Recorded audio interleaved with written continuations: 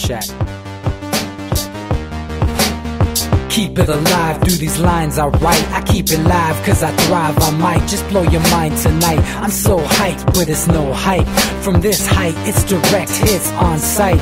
I'm your type, lend me your ears to show you that there's something in me. I'm not giving up, I'm standing right here, holding these days hostage. And I'll make this my year. We turning fear into love, and the love's in the air. I love doing this cause nothing compares. Nothing can share that same type of feeling when you feeling them flares. They can't catch it, it's havoc. I rip to a tear, switch a scenario. My stereos, I leave them impaired. Variables start to change and they're all in my range. I just gotta grab it, it's all mathematics. Every step is drastic, I make it fantastic. I'm trying to take your breath away. Asthmatic. This is live through the stereo. Go and let it blow, blow through the stereo. I'ma let them know through the stereo. Yo, here we go through the stereo, stereo. This is live through the stereo. Go and let it blow, blow through the stereo. I'ma let them know through the stereo. Yo, here we go through the stereo, stereo. Yeah, just nod your head with it, so explicit and vivid. Every image is intricate, intimate. I put my all into it, no scrimmage and no rules. I'm a pro tool, hear my heartbeat, beat into the vocals. I'm so loco, lost my mind, oh no. It's ponderoso, dope, so no overdose, cause it's dope, yo. Man, this is house grown, mixed with some milestones. So I let the style flow down like the Dow Jones, bringing it with some foul tones, letting the crowd know we getting loud, so it's eardrum rudiments. Yeah, we bring it rude again. Move, little hooligan. Music for tuning in, full time to the 10. I'm on my clock like I told you. I'm doing this for dreams. Welcome to Anti-Media Radio. This is your host, S.M. Gibson. I have been the focal point of a tad bit of a controversy for the past couple of days. There was an article I wrote about the deity himself, the esteemed Chris Kyle, entitled "The Real American Sniper, Why Chris Kyle is Not a Hero." This was not in any way, shape, or form deemed an attack on the military, anyone that has served our country and has kept us free. What it is an attack on is somebody that arrogantly writes in their own words that they think it's fun to kill people and that they have no problem with it, because those exact people that he killed had nothing to do with our freedoms whatsoever. I understand that it's not Chris Kyle's fault that he was sent overseas, but it is his fault that he apparently got his jollies from it. And I also understand that the movie American Sniper, it's used, you can say, well, this is a distraction. We're all being distracted. It is and it isn't. I'm going to tell you why. Because the movie is an illustration of the propaganda that's happening in this country. People believe all the rhetoric. You have to wake up, whether it's CNN, whether it's Fox News, whether it's Clint Eastwood, whether it's a certain story about a certain guy that is so perverted and far from the truth. People need to wake up, and they need to understand the truth about what's really going on in the world. I'm sorry that the things that sound so warm and fuzzy to you on the inside aren't true. But at the same time, just because those things aren't true doesn't mean that, you have to buy into it. You don't have to buy into it. I am joined in the studio tonight with our producer, Shannon Madden. How y'all doing tonight? And we're also going to have a few other special guests that have served in the military. SM, I gotta throw this out there. Can we at least can I read for the audience the article? It's very brief. It's not going to take that long. I really want the audience who may or may not have read this article, which is a phenomenal article, probably one of the best ones you've read, and I'm a fan of your writing. I've got to read this though. This is the actual transcript, and this comes from antimedia.org. The title of the article is "The Real American Sniper: Why Chris Kyle wasn't a hero. And this has gotten all sorts of nasty, nasty, nasty comments. The following words are not meant to spit on the grave of Chris Kyle, but rather address a reality that may be unpleasant for many to hear. Chris Kyle was not a hero. He did not protect America or keep it safe. He killed a lot. He also apparently lied a lot as well. Sometimes truth lies beyond the lens of star-spangled glasses, and once you have the courage to look beyond a constructed work of fiction, you may not realize that the facts do not align with your belief system. It may not be as easy, but sometimes the truth is harsh. If we as a people are genuinely in pursuit of truth and the justice that follows, we must distance ourselves from the warm feelings that certain narratives provide and search objectively without the blinders that provide us comfort. I tell you what, for anybody else that wants to finish that article, they can go into You have to. antimedia.org. It is an absolute must read. Absolute must read. But I'm also joined tonight by probably the closest thing that I've ever had to a brother, Kel Jones. How you doing tonight? I'm doing all right, man. How you doing? Doing good. So why don't you tell our listeners a little bit about yourself and your service and who you are and what you've done? Well, name's Kel Jones, like you said. I served in the military for about 6 years. I went to Iraq 3 of those years. So I spent like more than 3 years of my life in Iraq.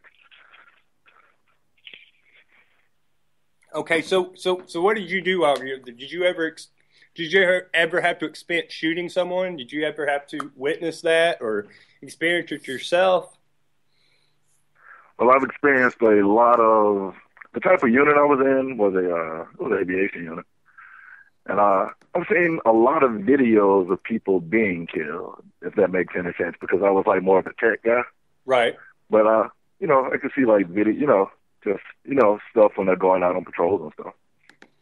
Right. So let me ask you this then. From your experience, how do you feel about the propaganda that's being spread around the country right now regarding Chris Kyle and the fact that a man that basically bragged about killing from anywhere between 160 to 255 people, would you personally consider that person a hero from your experience in Iraq? From my experience, I would consider that a morally bankrupt person. I read the article and I was reading some quotes that he had made. That he was actually, he enjoyed killing, and those are direct quotes from the man. It's a little sick to me. He might have been, this is what I say. He was keeping the guy to his left and his right alive, maybe. But then you got to think of the reason why these people are trying to kill us, and that's my perspective on it. Right. People miss the point that he wasn't necessarily protecting American. It's the same as, like, if Chris Kyle had been stationed in San Diego for his entire life, and then China came over, and he took out 160 Chinese people that landed on our borders. Well, I agree that's horrible, you're killing people. At the same time, well, China decided to come over here. That's really more their problem than it is ours. He was defending this country, but that's not what happened with this man. He was part of a very offensive force that went into a nation that was under the pretenses of 9/11, that had nothing to do with 9/11, and may have been saving some of his fellow soldiers, but those soldiers should have never been there to begin with. Well, that's what the American public doesn't really like to think about. And in most Americans' head, there was like some secret, like vessel silo the terrorists had pointed at America or something like that. It was nothing of the sort. The average Iraqi honestly just lived an average, ordinary life, and then people would come over actually, for a chance to kill an American soldier. They're over here, they're occupying this land. We want them out. That's the perspective I got. Right, which is very similar actually to the British and the American Revolution. There's a group of guards occupying your land, and you want to kick them out. Would you not agree with that? I would agree with that. But it's more to it. The whole propaganda machine that started after 9/11, you know, don't get me started on the Patriot Act, but people that got signed to thunderous applause. You know what I mean? Right. Most Americans don't try to think beyond what's actually happening. When it was found that nothing, you know, there was nothing in Iraq, you know, no weapons of mass destruction. Then they posed no threat to the American way of life or anybody in American safety. Nobody ever acknowledged that, but we were already over there. So I couldn't even tell you what the ultimate goal was. It was supposed to be liberation, but do you liberate a people by killing the population? Like, you know? Right. Over 1 million people were killed in Iraq. You know, do the American people really believe that there were over 1 million people in Iraq that were Taliban when Iraq had nothing to do with 9/11? You know, that's kind of the way the media sold it to us. Or the Taliban, for that matter. Now, I want you to repeat a story to the listeners here tonight that you've told me multiple times about you talking to an older gentleman while you were stationed in Iraq, and that entire experience. And what I think I know what story you're talking about. It was the first time I was deployed over there, and I was talking to an old Iraqi man. He used to come on base. It was him and his nephew, and they do like cleaning and stuff. That's something a lot of people don't know. There are a lot of Iraqis who worked on army bases, like doing little odd jobs here and there.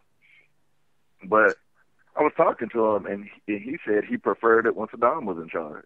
Not that he had any love for the man. He thought Saddam was a despicable person.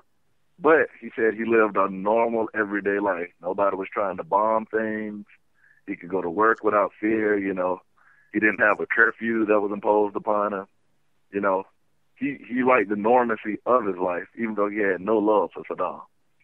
Right. So what did he think about basically the occupation of the United States over there? I mean, obviously he was not a fan of that. Oh, no, he wasn't a fan of it. Wasn't a fan of it at all. But, you know, he worked on the base. You know, they paid him money. You know, he needed the money, you know.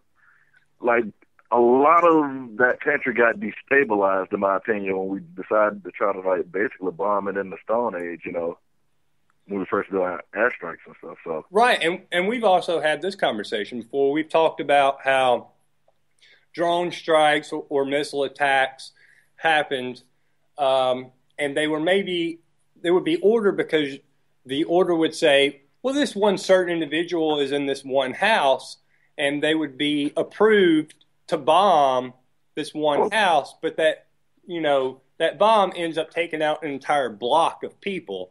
In the United States. Like the collateral damage nobody thought about in a lot of those cases.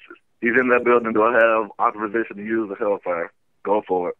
That is not a precise weapon at all. It's going to hit something and just explode. I mean, think about that. Like, you're looking for one guy, you found him, let's shoot him. You know what I mean? That it makes no sense. It defies logic.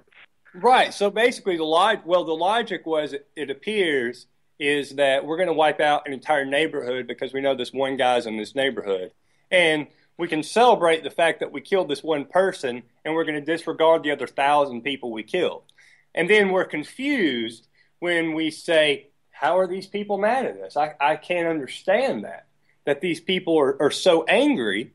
We killed that one bad guy for you. Meanwhile, target. Right. You killed the target. You killed the target. Meanwhile, 1,000 other people are dead that had nothing to do with any of this. But I'm going to say this. I think I'm in the vast minority of soldiers who feel this way. You know, I'm a vet now. You know, I got out. I just couldn't, you know, morally, I couldn't do it anymore. Right. I wasn't the guy going out doing it, but I was helping. Every little bit helps. You know what I mean? And I didn't want to be a part of it anymore. And it was just disgusting comments. Some people just wanted to be over there because, like, is this like a censored show? Can I use like? Go ahead, say whatever they said. Yeah. Well, I'm just quoting like what I've heard. I've heard people like, "Oh, we're gonna get over and kill a sand nigger." You know what I mean? Right. That lets me know your whole mentality to start with. You know what I mean? Exactly. And some people are like that. Some people are. I'm not saying everybody's like that. I'm most definitely not. But I've said this before. I have served with some of the finest Americans in this country, and I've absolutely served with some of the worst, all at the same time. Yeah, and the rhetoric that we're told is just because you put on a uniform, you're automatically a hero. That's what we're told over and over and over, and especially about Chris Kyle. Well, he killed a bunch of people, so he's automatically a hero. And what you're telling us is that's not necessarily the truth. You know, it's based on the individual. I mean, it's the mob mentality. I mean, some people think that about cops just because they have that uniform on, you know, that you're automatically just, I don't know how to put it, like you're above, you know, you're above doing anything wrong. It's kind of how people try to frame it in their mind. Superman. Right. That's just not true. But basically, you're just an agent of the state. And people, if a cop or a person in the military does a certain action, then they're automatically exonerated to a multitude of people because they're wearing a certain set of clothes and they're getting a paycheck off of tax dollars. But if, you know, you or I do that, then it's automatically, oh yeah, that guy, he killed somebody. That's messed up. Yeah. You know, there's no reasonable doubt in that situation. But as soon as you're wearing a different set of clothes, then it's automatically reasonable doubt. Government sanctioned clothes. Government sanctioned, exactly. Well, yeah, I mean, yeah, you make a good point there. And like I always say, like just because you wear it, I don't consider myself a hero at all. You know what I mean? I was over there, I was getting paid, I was doing my job, but I didn't do anything heroic because I had that uniform on. Doesn't, you know? Right. Make me a hero. But like once again, I'm in the vast minority, and that's probably soldiers listening to this now who are going crazy. But no, I wasn't a hero just because I put that uniform on. You know, I got like an honorable discharge. I did what I was supposed to do. You know, but let me ask you this: how do you explain in the last presidential election we had with Romney and Obama and Ron Paul was in the primaries, the largest percentage of military contributions actually went to Ron Paul over Obama and over Romney, and Obama or Ron Paul was the only one saying, hey, guess what? These guys shouldn't be over here. And he got the largest contribution of money. Yeah. You know, I was around like a little bit during that time, and a lot of people in the military really did like Ron Paul. He had some really good ideas. He was saying shrink the empire. You know, we don't need to be in places. Like, why do we still have bases in Germany, Japan? You know, I get the guy's logic, and I get why people liked him. But He wasn't my personal favorite, as you know, between us. But I agree with a lot he was saying. Right, but as far as the military goes, you know, he was the only one actually standing up for the people in the military, which I think is possibly the reason that, you know, they contributed the most money to his campaign, which is saying a lot because he was the only one saying, hey, you should all come home. So what I'm asking you is, from your experience, did you notice that there were a lot of people in your unit and around you that were saying, you know what, maybe we shouldn't be over here? There were some people who thought like that, but not many. You don't think it was so? I mean, this is the thing. This is what I get. Nobody liked being in Iraq. None of us like being, deployed to Iraq. Right. You're away from your family. You're in like over 100-degree weather. You know, anything could happen. You know, that just, no matter where you're at, something you don't know what could happen. You know what I mean? So nobody really liked being over there, but there were some people who just believed in it. You know, they bought into the whole I'm helping defeat terrorism propaganda is what I'd call it. When, nobody stopped to think, like, wow, like these guys had nothing to do with it. But like the last time I was over there, we were on a liberating mission. That was the thing. Now explain liberating and like kind of liberating, rebuilding the country type mission. But, to me, it's ironic we're rebuilding the country that we, are responsible for the destruction of. Right. And I think your point, too, is that, Saddam Hussein wasn't a great guy. Not at all. Not at all. Right. But did we do anything to make the people of Iraq's lives better? it created a power vacuum from what I saw, you know. Now, where do you feel that ISIS and that whole scenario, do you think that spawned out of our meddling in that country? Yes and no. Yes and no.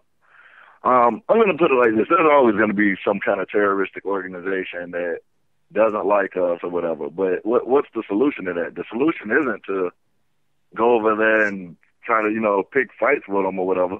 But I knew that had happened as soon as we left, too, you know. I knew as soon as we had left Iraq. That was always in the back of my head. I was like, as soon as we leave this place, it is going to go to hell in a handbasket. Right. Well, Kel, hold on 1 second. We got a caller coming in from area code 786. Welcome to Anti-Media Radio. How you doing tonight? Yeah, hey, how's it going? My name's Mud. Fantastic. How you doing? Good. I couldn't tune into the radio because my Wi-Fi is down, but I just wanted to call and just talk to you guys a little bit. Fantastic. What would you like to talk about? You tell me, boss. What's the topic? We're talking about the imperialism of the United States and Iraq and the propaganda that has become Chris Kyle. God rest his soul, but his stories become propaganda and not fact. Yeah, I saw the movie. And I will admit that it was a pretty heavy movie. Basically, we're in Iraq for no good reason. We're in there to set up a central bank. We're in there to, you know, for our own greedy reasons. We're not there to help anybody. We're not there to protect anybody. We're there to protect these billionaires' pockets, and we're using pawns like Chris Kyle to do so. Absolutely. So what did you take away from the film that you saw? Honestly, I think they're glorifying him too much. You know, the people that he killed, I mean, they were insurgents and they were trying to kill Marines. But on the other hand, I mean, everybody that's in Iraq right now on our side is a pawn. Everybody that's in Iraq right now is fighting for a war that's for the billionaires. It's not for the people. It's not for us. They're not fighting for you and me. You know? Absolutely. Kel, what do you think about that? Weigh in on that. Well, I definitely will say that we're not over there doing anything productive from what I've seen. Yep. As far as most definitely. I think war is big business, man. Like I think me and you've had this conversation before. There's a lot of contractors over there who make millions and billions of dollars because a war is going on. They provide all kinds of services for the United States. Yeah, and that's one side of it. There's a lot of sides of it. That's one side. Another side is, you know, the oil, the central banks that they're popping up, the central bank that popped up in Libya when they took down Gaddafi. You know? Absolutely. Oh yeah, well that is why that man had to die. That is exactly why. Exactly. So there's two sides of the coin that they're profiting from. And here I am fucking working 12 hours a day, you know? Fucking A, bro. Fucking A. This has to change, and it will change. One way or another, it will change. It will, and thank you so much for your call, by the way. Thank you so much for your opinions. I think what we're dealing with here is that this is an empire. I think the United States has established a form of an empire, whether you consider it good, whether you consider it bad. I think we all need to come to the realization that, you know, there's an empire, and in the way I guess Star Wars is, there's a man behind the mask, and we can call him Darth Vader, we can call him whatever, but there's a man behind the mask of the empire.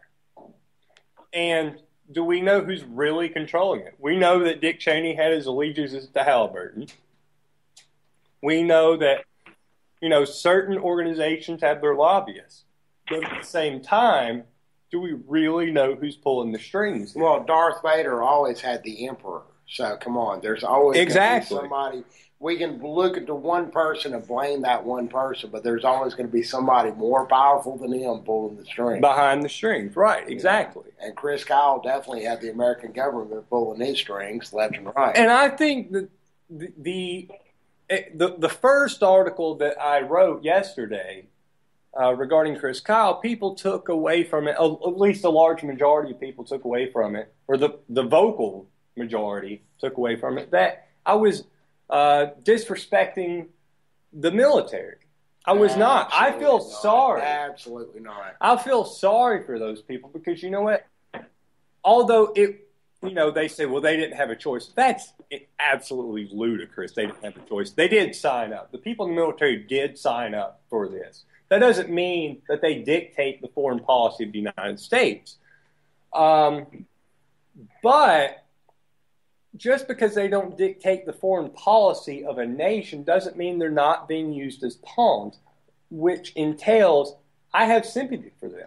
I have sympathy for those people. Lots of people have been sent overseas, whether it be Korea, Vietnam, Iraq, multiple times, and the list goes on and on. Those people did not sign up to fight those wars. This isn't World War II where there's Hitler barreling down on people. Or the Japanese, right? From the other and you side. know what? Yeah. Just because you sign up for a war doesn't mean that you have to then go write a book to make money. By the way, and I get percentage went to charity, whatever. You write a book detailing about how you basically got off on killing people. Yeah. How you just basically, that was great. That I was happy about it. It was fun. It's funny too. The movie kind of, even though the movie does still keep that. It's a very great. The movie makes it very great. Oh yeah, but at the same time, it's always great when you're doing it in the name of something good. Right. Yes. But who defines what the movie makes it seem like there's this huge moral compass involved. Of course. And I'm not saying there wasn't. I am not Chris Kyle's judge. I'm not God. Anytime you have to kill anybody for any reason, your moral compass should be tipping way over to the point where you're throwing up. At Absolutely. You should definitely, you've had time to reflect on this. When you go and write a book and say, it was fun, to me, that's sick. Yeah. And I don't mean to sit here and harp on Chris Kyle's grave and spit on it. This really, honestly, has nothing to do with the person that is Chris Kyle. What it does have to do with is that his image has turned into this thing of heresy. Like, they're all heroes. What do you mean his image? I mean, he's actually going on record with his own mouth glorifying the fact that he's killed these people. He has, but Chris Kyle has become an image. This has nothing to do with the person that is Chris Kyle. He has been used. Listen, I don't know what happened in Chris Kyle's death. I know he was shot at a shooting range by a veteran who had PTSD. What I do know is that he has been way more valuable to the United States government in his death than he ever was alive. That's not conspiracy. Look at the movie that's out here now. Go to Twitter and put #American Sniper and see the reactions that you're getting from people. It is like 9/11 all over again. There are images in that movie of 9/11. There are images of planes hitting the towers. That had nothing to do with anything that man did. And there's no other major motion picture here right now, unless they do something very specific on that subject. They could get away with that. God bless Clint Eastwood for that. I guess. I mean, I will say this. I think it's an absolute brilliant piece of propaganda. I do. I think it's a well-made piece of propaganda. With Nation's Pride, man. It really is. But it's still a piece of propaganda. Yeah. Absolutely. Yeah. We have another caller calling in from area code 760. Welcome to Anti-Media Radio. What would you like to talk about tonight?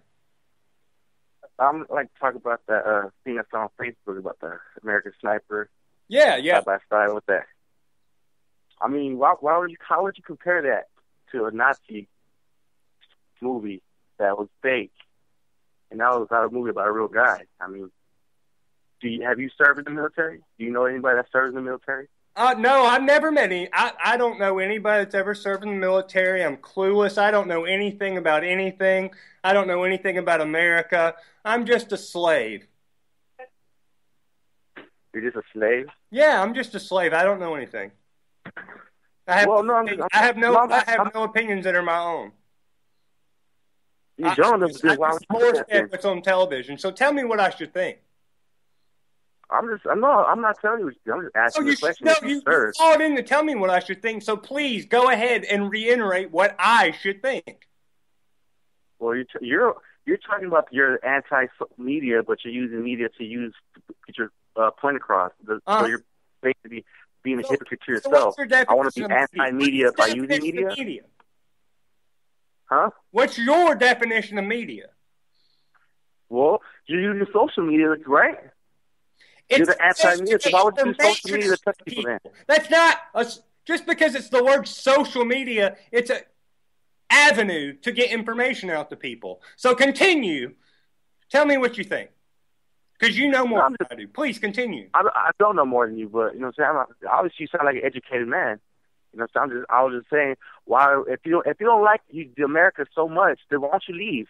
Why don't you leave? Go to another place. If I don't love it, why don't I leave it? Here's the story. You know what? Because I love it, it's the reason I won't leave it. You know what? It's people like you that made me sick to my stomach because you tell me if I don't love it, why don't I leave? Are you kidding me? Give me a break. I'm so sick of hearing that. If you don't love it, why don't I leave it? What does that have to do with America? What does that have to do with freedom? If I love freedom, I am going to stay, and I'm going to kick out the people in this country that don't want freedom. It's not just about the freedom to leave. It's about the freedom to stay, too. You better believe it. What do you think freedom is in this country? And participate to the full. Just because I don't condone killing people that have not attacked this country has nothing to do with the fact of love it or leave it. You better love it or leave it. That's the American way right there. Come on now. That's the propaganda being drilled in your head. Yes, sir. You know what? I understand that you read history books growing up. Just because it's in a book, in this, it doesn't mean it's true. It's meant to make you feel a certain way. It's meant to give you a warm feeling. Now, Kel, I'm going to throw it back to you. You there? Yeah, I'm still here, man. Okay. Now, let me ask you a question. Do you feel like when you joined the military, you were meant to feel a certain way? Do you feel like that organization meant to break you down as a person, to turn you into somebody you weren't? Well, they break you down to build you up to be tougher, but, your thoughts are young. It just depends how smart you are, honestly. Some people are easily swayed by things. Some people aren't, and I just wasn't easily swayed. Always in the back of my head, I was like, I don't really belong here, and everybody does. Like I said, everybody doesn't feel that way. There are a lot of good soldiers out there, and that's my point I want to get across. Just because you put the uniform on does not make you automatically a good person. I mean, what was that story a couple of years ago where those guys got caught, raping these girls in this village, and then they killed them, to keep them quiet? Right. I mean, were they good, they were wearing the uniform the whole time, were they good people up until then, or were they just bad people, hiding amongst the rank of good people? You know what I mean? Wolf in sheep's clothing, maybe? That's what I want to say, but I can't believe that guy just told you America love her or leave her, You can love this country and still hold it accountable for things that are wrong, And that's the thing. That's the American way, right? Exactly. That, to me, is what's most frustrating about this entire situation that we're dealing with, is that when you question, what you actually do love and say, hey, wait a second, I do love this. I love having freedom. And I feel like you're encroaching on other people's freedoms, including my freedoms with the Patriot Act, with the TSA when I go to the airport, with the NSA when I pick up my telephone. When I call those things out, all of a sudden, I'm not a patriot. Actually, it's the people that are questioning those things, to me, that are patriots. It's Edward Snowden that's a patriot. It's Chelsea Manning who's a patriot. It's not some guy that Clint Eastwood glorifies murdering people. So, from your perspective, Kel, do you believe that Ed Snowden, do you think he did the right thing? Do you think he didn't do the right thing? Yes and no. Yes and no. Okay, tell me what you think. I 100% believe he shouldn't have leaked everything he leaked. You know what I mean? Tell me. Some things are secret for a reason, and I'll say that. I'll stand by that. Some things are secret for a reason. But when he's like showing I agree with like showing the civilian casualties and stuff, you know, that just never got reported on. Oh, 100% that stuff needed to be out there. Right. Do you think Snowden was wrong in relaying to the American public that they were being spied on? Oh, no, everybody should have known that. No, that 100% everybody should have known that. There's no need for the government to be spying on its own citizens. And once again, I guess America, love her or leave her. It's fucking wrong, man. They, you know, because you have like some kind of issue with the government doing something wrong, you're therefore not a patriot. You don't, it's not, I just hate the whole mentality of like you just go along for the ride or you're not patriotic or you hate America. I love America. Only place in the world I'd want to live. But we have to be held accountable when we do things that are not right. Absolutely. That's right. Now, this is going to get really technical here, and as far as this is going to go more in depth with our government and their wonderful wisdom of how they do things. Me and you talked one time about how you were working on something and you had to order a part. And describe, if you even remember this conversation, you described the part as basically... Oh, well, I'm not going to get too deep into it, but basically it was like a little piece of plastic, like just a little piece of plastic, and it actually cost over $5,000. But since, you know, we do no bid contracts with contractors over there, they can do, you know, they can charge whatever they want. Like I said, war is big money, man. Really big money. And we've had this discussion enough to know that Barack Obama claimed for a while that we left Iraq, but actually we didn't leave Iraq because of the money. The contractors stayed behind. Oh, yeah, I have some friends who are contractors, and, you know, it's really good money for them. You know, they have family, they have kids, you know. And like you'd almost be insane to turn the money down, you know, if you can deal with that, like, environment, you know, but... Oh, yeah, yeah. So, but people don't talk about that. Stuff like that is never, like, really discussed. It's discussed a little bit, like, you know, when they talked about Halliburton for a little bit. But most people didn't, like, delve into what exactly they were doing. Right. Your average person.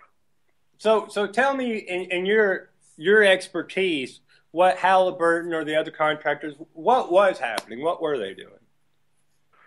Oh, just any job imaginable, man. Anything from like washing laundry to providing meals, providing parts. Some what would you call them? Private security companies, which are basically like mercenaries. But yeah, like, you know, hired guns, like go out to, and it's. So they were hired mercenaries, basically. I mean, it's technical term, by definition, yes, that's what they are. That is what a mercenary is it not? Right, absolutely. And, you know, the irony of all of this is that Chris Kyle started his own defense company, Kraft International, which was a defense company. You know, he was doing this or he was doing that, but he was all a part of the exact same system. But I get why. But I will say this: I get why some people revere him as a hero. I get that. That's what you've been force-fed, and he was good at what he did. Sniping is not something that your average person can do. I agree with that completely. I made the point earlier.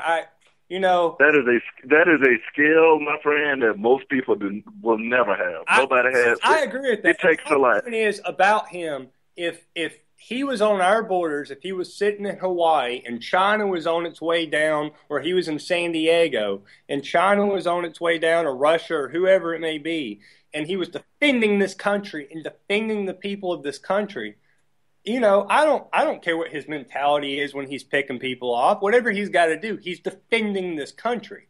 But for him to have been sent overseas, which was not his fault, but for him to go overseas and say, well, these people are attacking my brothers. Well, you shouldn't be there. You shouldn't be there. But nobody thinks like that, my friend. That's the issue. Nobody thinks like that. Like there are a few, but the vast majority do not think like that. But am I wrong in thinking that? No, you're not wrong in thinking that. Exactly. You're not wrong in thinking that. But this is the people's mentality is, this is the thing. Everybody loves the troops now. It's not like Vietnam where, they were calling people baby killers and spitting on them. Nothing like that now. And we've had America has a love affair with the American soldier. And, they're saying, okay, these guys are, and make no, please, these guys are risking their lives on the line every day over there. Right. But nobody stops to think, well, why am I over here? Right. And do you not think that we're dealing with, 22 soldiers a day that are killing themselves coming back? Killing themselves? Yeah. I've known 3 soldiers coming back from overseas. 3 friends of mine who have committed suicide. Right. And the thing that absolutely is despicable to me is that I am 1,000% not against the American soldier. I'm for the American soldier. And because I'm for the American soldier, you know what? I don't want them going overseas to fight someone else's war in an offensive campaign at all. They come back over here and they're so screwed up, they don't know how to live. And what for? What for?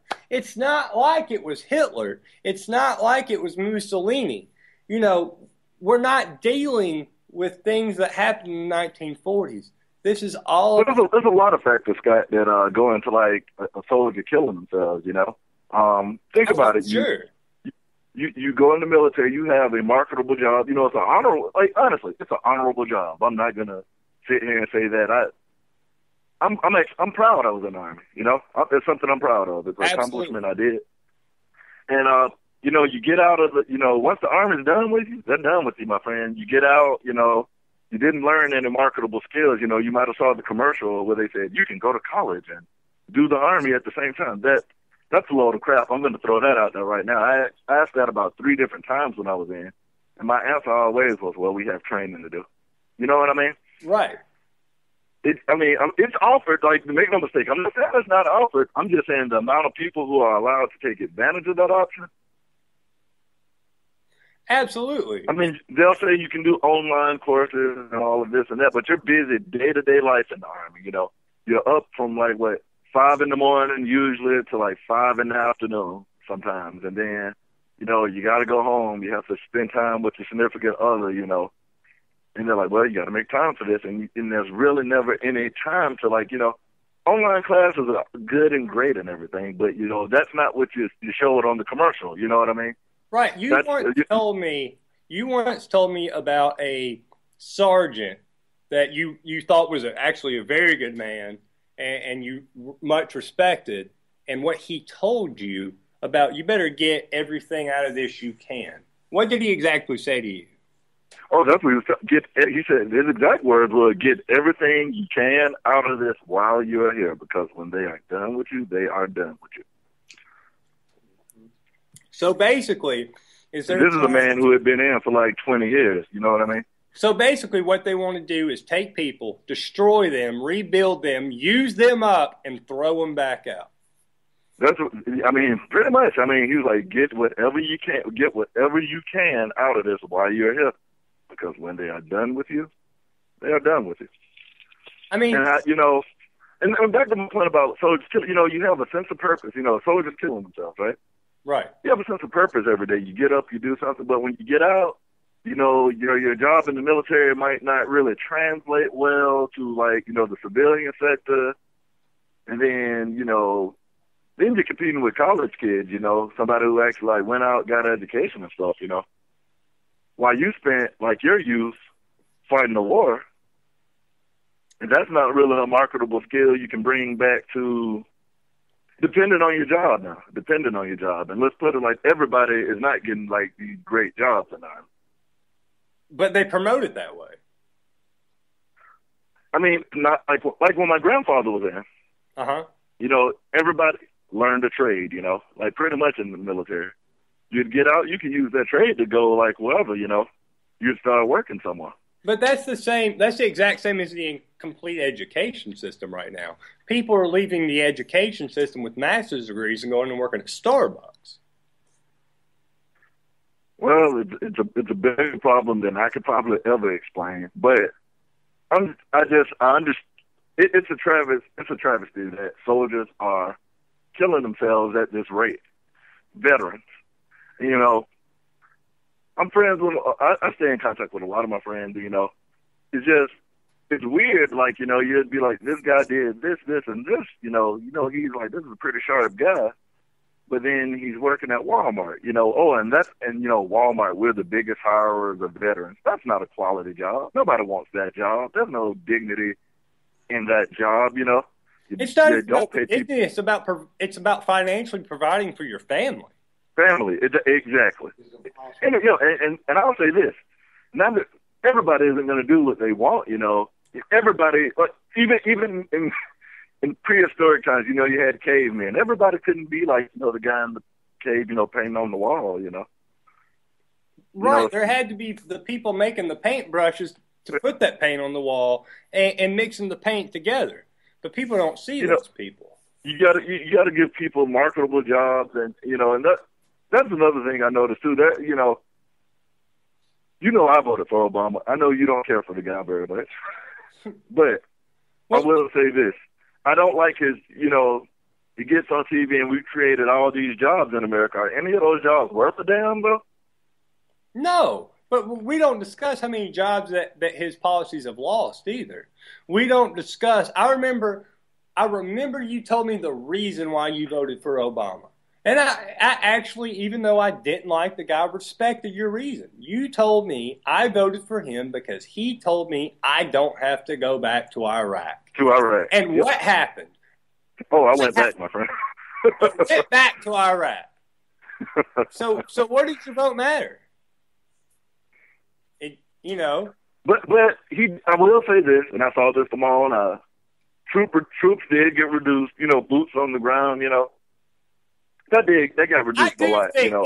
Listen, as much as I'm not a fan of Barack Obama, I think that we would be in probably World War IV at this point if McCain would have been elected. Oh, if he would have won? Oh, yeah. definitely. I mean, he was.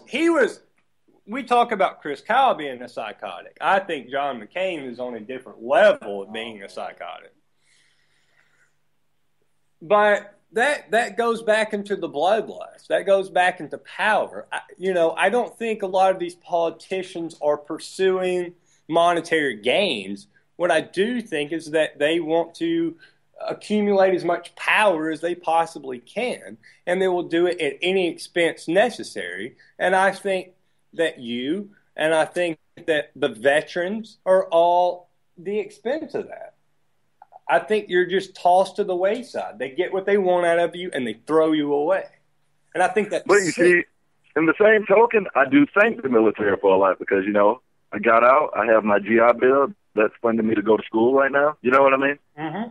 So there's definite benefits to joining. You know. Now, let me ask you this. If you had to do it all over again, would you have done it? Oh, no, I wasted a lot of my youth, like, in the Army, man. And, if I had to do over again, I would have listened to my mother and just went to college and did it. Right, because if I had to do it all over again, I would have listened to my mother. Mama knows. Listen, and that's saying a lot. But, you know, that doesn't mean that we shouldn't have people protecting this country. What it does mean... No, 100%. There should always be so. Listen, the soldier is meant to defend and protect America, you know? So, I mean, we need that. That's all, and put it like this. There's always going to be somebody. You're going to need somebody to get their hands dirty so you won't. I agree with that. I do agree with that. So I always tip my hat to soldiers. Like, you know, I respect anybody who is a soldier. You don't get my respect automatically, you know. Right. But for the most part, you start off with some points with me, you know. You were a soldier, you know. Right. But like I said, like, man, soldiers are people, man. Like, the uniform or not, soldiers, cops, anybody. Just because you put the uniform on does not make you stop being a human being. And like I said, there are good and bad people in this world, whether what you're wearing or not. Does the uniform make you a good person because you're wearing a uniform? Most certainly it does not. Exactly. And I'm going to make one more point, and I'm going to have to let you go really quick. Yeah, go ahead. But did anybody actually read the article, these people who are upset with you? Are they upset that you, there were direct quotes from his book. He said he liked killing, you know. He took pleasure in it. You know, I quoted the man himself, and I don't know. I mean, and then that's what we're condemning. We're saying you shouldn't take pleasure in killing people, you know. You know, that's, you know, you do your job, and, you know, that's like a cop. You shouldn't be a cop and like, oh, I can't wait, I get to shoot a guy. You know what I mean? Right. That should be. You're there, whether you're a cop, no matter what uniform you put on, you're there to serve and protect, which is heroic in and of itself. The idealism is heroic. The problem is when these people stop serving and protecting, and they start serving out some unfulfilled fantasy from their childhood because they were picked on or because they were the bully, and they want to demonstrate that to the next guy. Or better yet, they're just crooked, and they're going to protect and serve their own ass. Exactly. And people misunderstand a pair of clothes for being a hero. And that's completely, it's incorrect. Yeah. But Kel, you've got to go. Thank you so much for calling in tonight. Thanks, Kel. Oh, no problem, man. You guys have a good night, and don't let people get you down, man. Like I said, if they can't deal with, like, I'm out, people, read a book. Read it for yourself. And if you agree with everything he said in the book, oh, well. Thank you so much, man. I'll talk to you soon. All right, you have a good one. You too. Wow. Now that's a real American hero. That is a real American hero that put on a uniform. Hands down. So that's a person that did not kill, I can tell you for a fact, 160 people, but he did serve this country. Now, he didn't agree with what he was serving this country for, but you know what? He wasn't evil about it. He didn't get his jollies off of it either. Yeah. He was serving people. He did his job and moved on. Absolutely. A real American hero. Somebody like Chris Kyle, I still just don't get. And, you know, I welcome anybody to come at me and say that he was. I dare him to. And again, I have to say that, you know, the Chris Kyles that came back from Iraq, Afghanistan, and the overseas campaigns recently that are now filling the rank and file of the police department. You said it. That's what we're dealing with right now. And the Chris Kyles that actually got to survive, and I know Chris Kyle, rest in peace. I know he had. You're right. This is nothing. Chris Kyle has become an image. Yeah. This is not to do with a single person. Yeah. He was made as an image and turned into a deity by Hollywood and Washington. Yeah. So when you say the word Chris Kyle, it doesn't mean, oh, this one person. It represents this culture of military, just, I'm big and bad. And scroll through antimedia.org and scroll through all of the other Free Thought Project, the other associated websites that highlight this sort of behavior in law enforcement. And, you know, and it's not just in law enforcement, but there is a certain segment of our population that glorifies and you know, does a lot of chest thumping about this sort of attitude, this sort of action. And it's straight up murder. Straight up murder. Absolutely. Murder and hate. And I mean, and it's all under this guise of freedom and justice and wow. And I want to go back here before we end the show tonight. I really, really, really want this point to come across to people, is that the story of Chris Kyle, it is not about attacking a certain individual. It is about attacking the propaganda. People see a story. Okay, let's look at Darren Wilson in Ferguson. The man was wearing a uniform. Well, I subscribe to his uniform. I know that uniform means I'm being protected. Thank you for wearing that uniform. You're incorrect. You're looking at a suit of clothes and you're saying, well, the man wearing those clothes is a hero. No, I disagree with that. You're not looking at the person. You're looking at whatever he's wearing, the cloth on his body. And that goes back to Chris Kyle. You see that uniform and you hear those numbers and said, well, he kept us safe. He kept us safe. No, he didn't keep us safe. He went overseas, came back, unapologetically bragged about the people he killed. Now, if he would have gone overseas, killed the exact same amount of people that he killed, didn't write a book about it, and brag about the people that he killed, that would be different. I could see that. I got to bring this up because the first article that you wrote, the article that got a lot of views and a lot of hate, and I'm talking about some of the nastiest, most dirtiest hate you could possibly imagine, him sitting atop the Superdome picking off the looters from Hurricane Katrina. So, okay, that is my favorite story. That's my favorite story right now. That's classic, dude. Because here's the situation with that bullshit. Story. The whole thing's bullshit. Well, I'm not even, you know what? I wasn't there. I will honestly say. And if it's not bullshit, then a lot more people get pissed off right now. Exactly. That's the deal. I am not when they go see American Sniper. I am not saying definitively that Chris Kyle is a liar. I refuse to do that. Maybe he was on top of the Superdome killing people. His own That's words. so messed up. His own words. In his own words. And and you're absolutely right. It's not just messed Either up. he's a liar or a cold-blooded killer killing Americans on American soil. Yeah. That's insane. Which is it? Do you subscribe to the fact that he's a liar, or do you subscribe to the fact that this man bragged about killing 2 guys in Texas? And be like, I had a card. You made a phone call. Yeah. And then I said on the Superdome. I mean, the story's so ludicrous, I find it hard to believe. I wasn't there. I don't know it wasn't true. Maybe that did happen. If it did, all hope is lost. That they're just sending snipers and again, picking people off. You off. can use the word insurgent or you can use the word target or this, that, and the other for overseas, off a wave. It's all different words. We're talking about sitting on top of the Superdome and picking off 30 people just as a matter of course because they look like looters or they look like they were doing this. Right. You can say the word insurgent. Sitting on the roof of the Superdome. Man, that is so wow. You can say the word insurgent. You can say the word looter. But you know what? Target, looter, insurgent. The funny thing is, those are all replacement words for human beings. Human beings, people. Yes, people that had lives, that had families. Yeah, people that cared about them, exactly. People who loved them, and people they loved. Exactly. And you know what? That doesn't mean all human beings are great. That doesn't mean that, they don't deserve some sort of sentence in their life. What it does mean is Chris Kyle, despite what the rhetoric details, is not God. He did not dictate.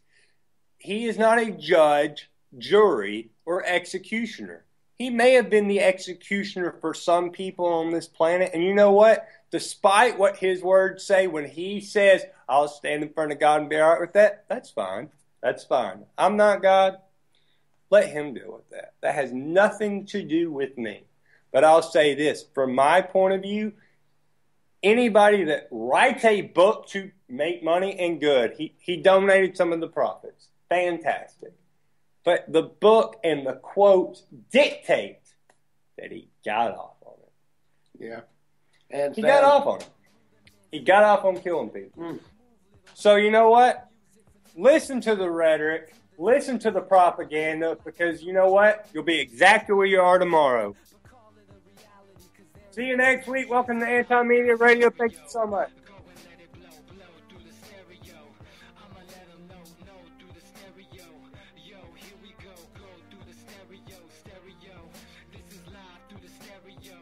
Go and let it blow through the stereo. I'ma let them know through the stereo. Yo, here we go through the stereo.